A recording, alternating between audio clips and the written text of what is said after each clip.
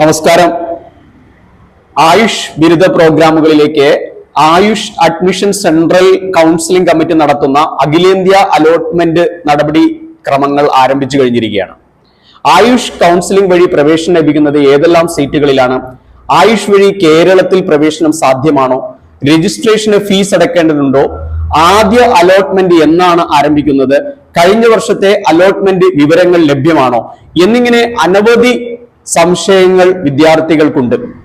NEET UG 2024 യോഗ്യത നേടിയവർക്ക് aacc.gov.in/UG counselling വഴി September 2 വരെ ആദ്യ റൗണ്ട് ചോയ്സ് ഫില്ലിംഗ് നടത്താം.